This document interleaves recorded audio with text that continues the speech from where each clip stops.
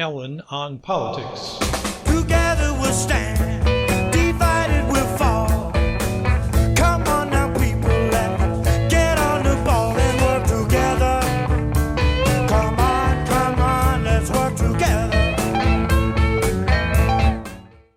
Hello and welcome again to Ellen on Politics. This is our second episode with our guest, Marco Dondi, who recently published a book, Outgrowing Capitalism, that we talked about in our last episode, how you could fund not only a universal basic income with permanent money, that is money that doesn't have to be repaid, but also how you could address a number of other social problems.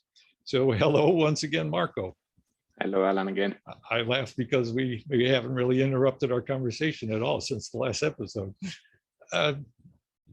Modern monetary theory. Now, this is a proposal that's come up in recent years, is getting some growing attention.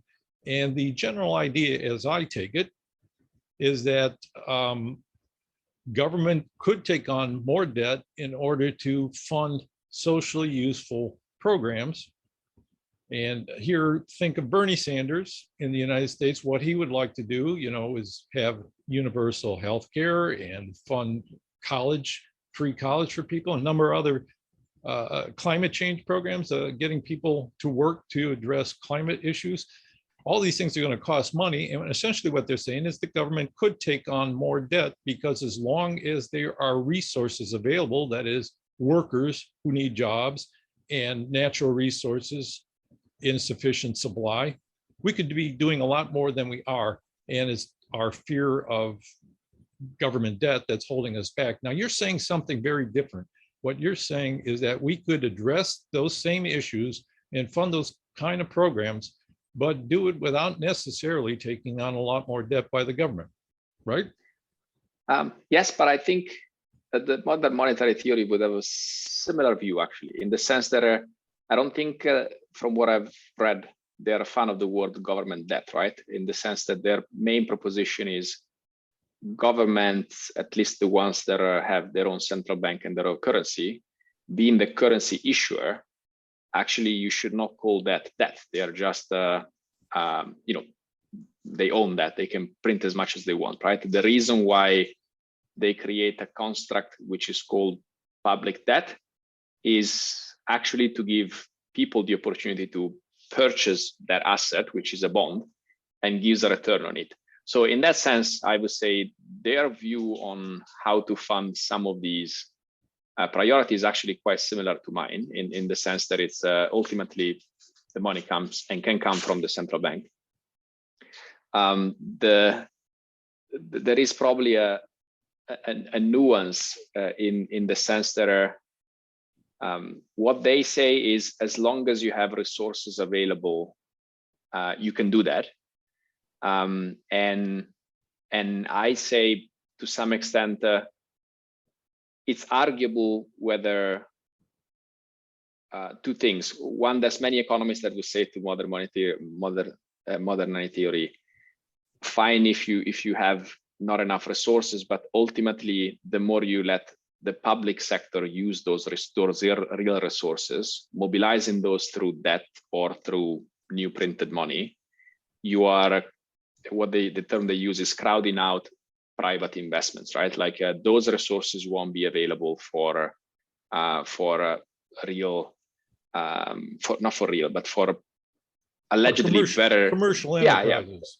Commercial enterprises, which allegedly are always of better, more efficient, they're more useful and better, right? Because they're always looking to make money, which means they're giving people things they want. Yeah, exactly. So in that sense, I would say the traditional economists, if you want, versus MMT is saying, well, if there's a slack in the market, like the resources the market is not utilizing, the private sector is not utilizing these resources, workers are unemployed, why not giving them a job? And so they have this program of, the federal job guarantee, which is if the person are unemployed, I always can give them a job, right? I pay them, this money can come from the central bank directly, or if you want to, stay in the construct of debt, like you can issue a bond, raise the money and pay these workers. And better than them sitting around and not producing anything, right? Like so I think that's the view, versus traditional economists saying, well, that's still going to create issues with these people will be employed in that sense, like in those activities. There's going to be attrition to move them to new activities from the private sector. So ultimately, you're crowding out some investments and even some funds, some mentioned, that otherwise the private sector would be using.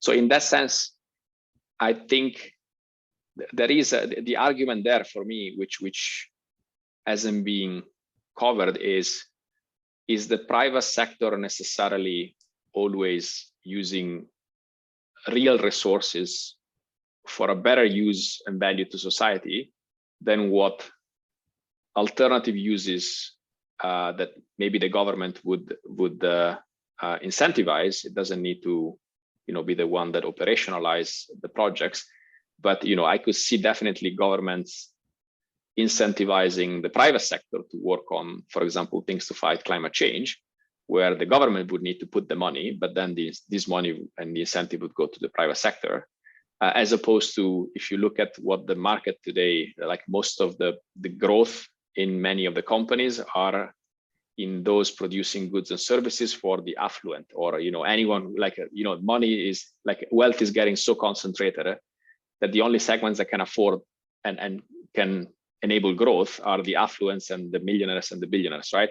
And so you're basically like, you're at a point in which you're not really saying it's public versus private, which is a typical narrative. If there's too much public, there's too little private. To me, is you're either letting the private companies mobilize resources to satisfy the needs to whoever can afford to pay, which in a very unequal society is relatively few, as opposed to say the government can strategically mobilize some incentives for always the private sector, but to do things that where the value is not satisfy the need of someone that can pay, the government is paying. So you're satisfying some higher societal goal, which in the case of climate change are fighting climate change, right? So if you want, the slight difference is, I actually think that even if there is indeed some resources being taken away from whatever the market would have directed to, I think there might be still value to do so, because it doesn't seem like you might have some priorities that are just more important than having the affluent segment have a better watch or a fancier car or a spaceship. Yeah. Take a ride on a spaceship. That's a good use of social resources. I guess they make an argument for why it would be that we could get minerals from the moon or something. This is something I really don't understand very well, is the total amount of money in the system has to be managed in some way.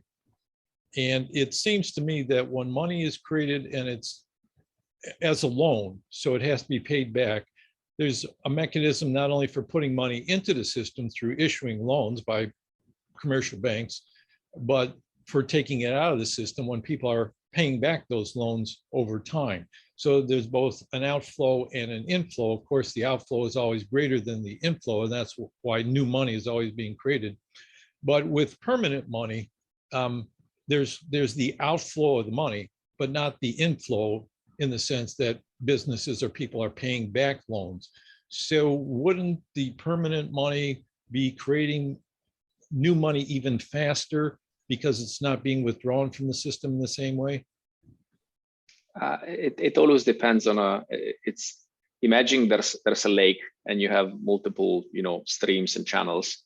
So indeed, if you say I add a new stream, which then and there's no other stream that comes out on the other side of the lake, right?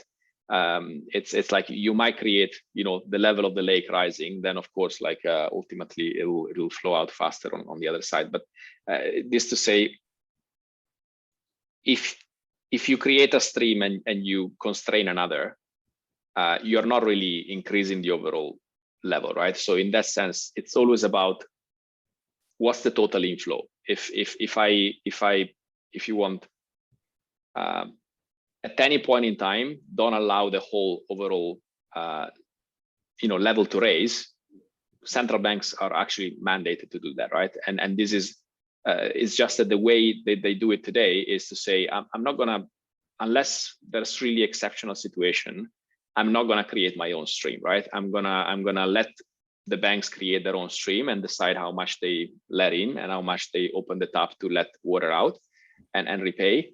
And they influence that through interest rates, right? Like, the more interest rate are higher, the more it is difficult for banks to create new loans because they need to convince people to pay a higher interest rate, right? So this is the mechanism in which central banks kind of manage. I'm imagining a dam, and as the dam gets too high, you got to let some of the water out. So interest rates are a way. Okay, help me out here with this metaphor. So if you see the central bank as a dam, basically, you basically, like in that sense, you would want to have a relatively regular outlet at the bottom, right? And so you're saying, if I see that too many banks are creating new loans, and indeed this level is rising, and therefore, unless is more than the level is rising, like if I let all of these go down as at the speed that they are being created, I'm gonna inundate the whole town down there, right? So as a dam, I'm gonna close the gates or limit, I limit the amount of water that can be let down, even though at the top they're creating a lot of it, right? It's probably not the best metaphor, but the point being is that ultimately the central bank have the tools to influence the amount of water that gets in town, whether it's a dam or whatever it is. But it's like they can allow not too much water to let in town. It's at the same time, given they operate with interest rate, it means that they're not going to be the ones, telling the bank, they don't have a tap in their hands, right? Like the tap is still in the commercial banks' hands, and so they can basically say, please, I'm raising interest rates, so it's going to be more expensive to you. But it's up to the banks what they do, right? So the idea is that they indirectly influence the creation of new money. When they raise interest rates, they're assuming the banks are going to have a harder time making loans because people will be afraid of the higher interest rate and won't, they won't be as apt to take out new loans. And this typically works well, right? Because ultimately, those interests are passed on to the consumers, but it has a side effect, which is it slows down the economy, and then you have higher unemployment. So that's why there always seems to be a trade-off. Yeah, because in that sense, it's they have one instrument, right? It's one interest rate, and some of those loans were going to ultimately to buying things that were causing inflation. But at the same time, some of their loans were actually going to companies that were themselves investing to supply more or better quality products, right? So in that sense, it's one tool. Like in this case, the dam is a good analogy, right? You can either open it or close it, but you can't say, I want to divert some water to valley on the right versus valley on the left. They don't have that option, right? They can only open and close. So either everything gets more water or everything gets less water. And this is just the way we constructed this system, right? The interest rate, it's one interest rate. And so that's one of the challenges of this system. The other challenge is that while this is relatively, you could argue, yeah, it crashes the economy, definitely it reduces growth, but that works, right? Like when you want to reduce inflation, slow down the economy, painfully, but we've seen that they are capable of doing that. And to some extent, that is also the value and the credibility, right? If the central bank says, I'm going to stop this, people know and take notice.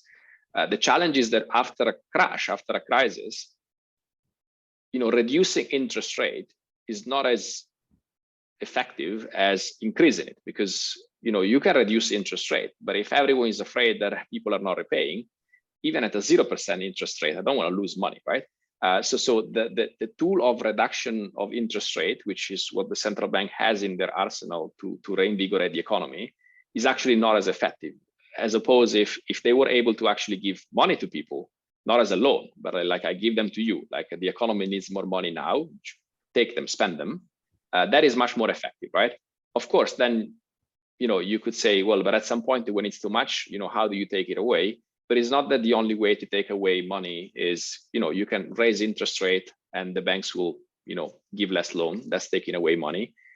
Corporate governments can raise taxes. That's taking money away from the bank accounts of people, and that's still taking away money. So there's a variety of tools in the system to take money away. It's just that they are not all, they're not in the control of the central bank, right? So this is where I call there's a bit of a problem of governance in the sense that no one has all the tools to manage this problem effectively.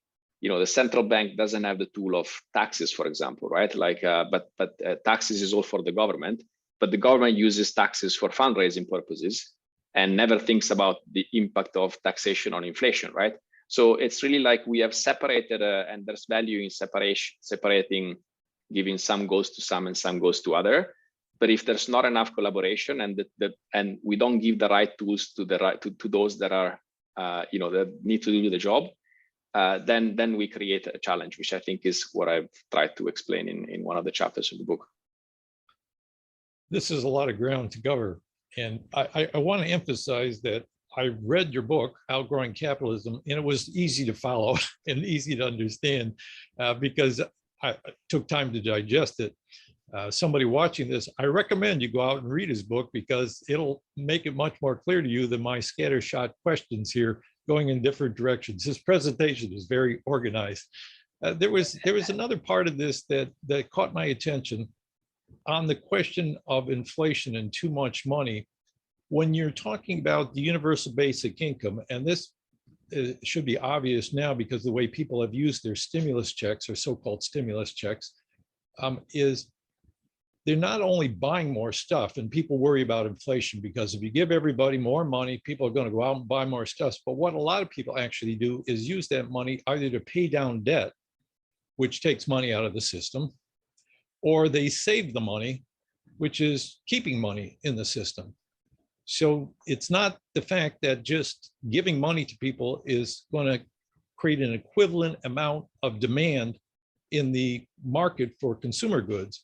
Is that a lot of that money, we don't know how much, maybe you have some better idea now if somebody was studying how money was used in this recent government checks going to people, but some of that money would actually be taken out of the system because people are using it for purposes that are beneficial to people who really need it. People need to pay down their debt. There's too much consumer debt out there. People are struggling to pay bills, and people would use it to save, which is also making money available for other purposes. You put it in the bank, then that bank can loan it as money that's not being created by loans, although they issue it as loans, but it's also that they have higher reserves because of more deposits. I don't have a question there, just I guess, maybe emphasizing that point. Did you want to add to that or expand upon that?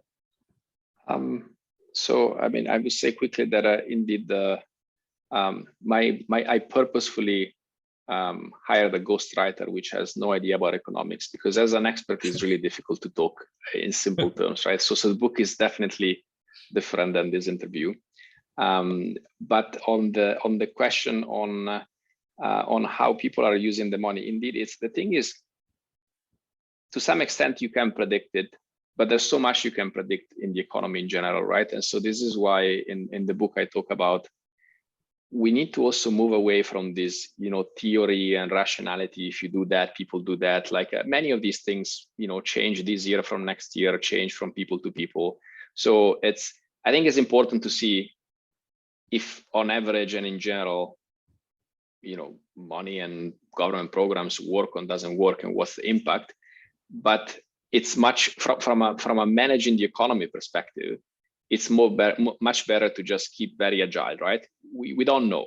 We just need to monitor what's happening and all the time have as many tools as possible to have the right, to do the right thing, which might be very different depending on the moment. And indeed, if people let's assume that people, most of the money they receive, they repay down debt. That has no impact at all on consumer demand. And so in that sense, you would actually try to create more. On the other hand, if the majority of people or enough people tilted towards consuming a certain type of products, which happen to be in short supply because of the global supply chain, you may want to do something specifically to avoid that, right? But today you can't, because if you say there's a shortage in one supply chain, you can't really do anything from a central bank perspective of anyone that manages the economy to limit the demand of that specific product, right? While on the government side, you can do many things. Like to some extent, they have, for example, released some strategic reserves. That's a supply action, but also you can impose temporary taxes on a specific product to really have only the people that really need, or to get that specific product, or at least reduce the overall demand of that specific program, because anyway, there's no supply otherwise, right? So either you let private companies increase the prices as much as they want, or you just create yourself a tax and you start collecting money out of this shortage of supply. So bottom line, there's so much you can forecast, and the economy doesn't always react the same way. So it's better to have as many options as possible and be really having as many data as possible to see what's going on and take the right countermeasure. A big thesis in the book is that it's not just about how to fund programs or how to create a better functioning universal basic income. There's also a critique of economics as a profession in how this has undergirded a lot of the dysfunctional systems that we're living with now. Questions that occur to anybody with any awareness is, in such a wealthy country, why are there so many poor people or so many struggling people? And this all has to do with questions of how the government manages the allocation and creation of money. And so this is the heart, to you, it's the heart of capitalism. Your book is called Outgrowing Capitalism because you're presenting a change in the basic functioning of the capitalist system. Even though you're not presenting this as socialism, you have a new word you've coined, monetism. I would say it's more of a mixture of what people recognize as capitalist elements and what other people recognize as socialist elements. I'm not sure where I'm going with that either, but I could once again ask you, is that pretty accurate? Because we're getting near the end of our show. I wanted to give people a sense that there's a deeper critique in here, which I think is important for ordinary citizens to become aware of. Economics as a profession, maybe I should say it this way. Nobody predicted the 2008 financial crisis, although they should have, because these things happen periodically in capitalist economies. Yeah, I would say on capitalism and socialism, I think they are now two politically charged terms. So in support of neither, but against neither in particular, I coined just something which indeed is, you could argue, is a bit the mix of the two. But I think it's my hope in general is that we just get detached by these labels and ideology, right? There's a lot of opportunities to do things better. And so therefore monetism, but monetism is not really a new alternative or a new ideology, right? It's just a combination of different processes and rules that hopefully lead to a better life for everyone. Going back to the economist, right? It was I did study a bit of economics, never been an academic, so I'm an observer to this, right? But to write this book, I've pretty much read, any possible critique and various views and various books, right? And I also got to meet in person and chat about some of these topics with some of the academics, right? And it's very interesting how to some extent you see many disciplines to some extent protect the previous knowledge and beliefs, right? And so the more those beliefs and knowledge are based on, for example, physics, people are not protective of the law of thermodynamics, right? If anything, if there are new phenomena and so on that can challenge them, it's curiosity, let's understand them. But to some extent, they're strong enough that everyone knows the laws of thermodynamics are right. You can continuously replicate and they're real. the more you move towards social sciences, the more it's up to philosophy, right? And to some extent, people can have different opinions. Now, economics being in between this world, what happened is that they try to create something which was as hard and as fact-based as physics and other hard sciences. The challenge is that it is not. And so when you look at and so there's actually two views. I would say some says it's not. You should call it, Thomas Piketty is saying you should call it political economy. There's no such a thing as pure economy without some elements of politics and social sciences and society. And I would agree with that. Because the consequences of economics decision and even the assumptions you put behind it actually have implication of real people and lives. So just you can't do it. Others, and I think it's more the Steve Keen of the world, says, look, the reality is that physics has moved with much more advanced mathematics, which economists are not using. They're stuck with the mathematics from the 1960s, which are very simple. And therefore, their simplistic mathematics force them not to understand the richness and the complexity of the real system. So if they stepped up and use the sciences and the mathematics that engineering use or that physics uses, then they might be able to produce something better. And I have indeed seen better models from Steve Keen's that I've seen macro models being used by most economists that are mainstream, right?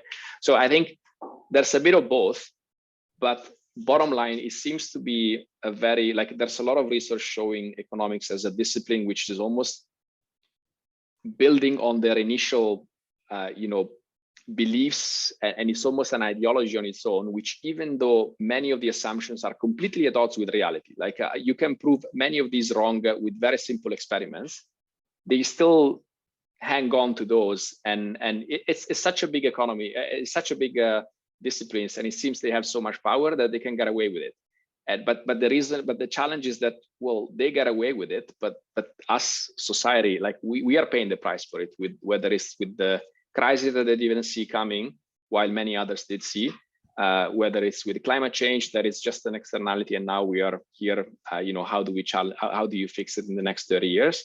There's the consequences we are paying. And so if I go back, indeed, I don't know if we have just put too much faith in economics, but definitely, a lot of people are looking up to them on how to organize society and how to manage money creation, which ultimately is what leads to what do we do?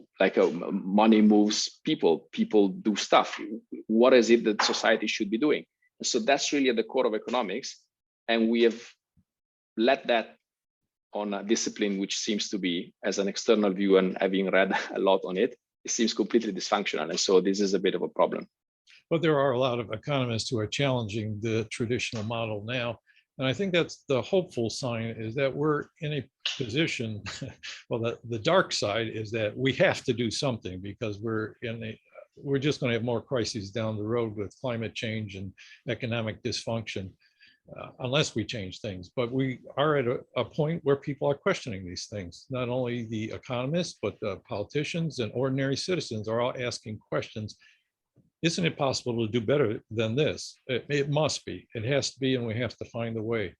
So you've made an important contribution, I think, to this discussion. And again, I will encourage people to go out and read your book, Outgrowing Capitalism. It's available now. I've read it personally. I do recommend it. There's things in there that everybody should be thinking about and talking about. Thank you very much, Marco Dondi, for joining me this morning. It's evening there where you are in Geneva. Now you can go have your dinner, and I can find my wife and make plans for the rest of our day. Thanks again. Thank you, Alan. All right. Together we will stand, every boy, girl, woman, and a man. Oh, you know what I'm talking about now. Oh, let's work together.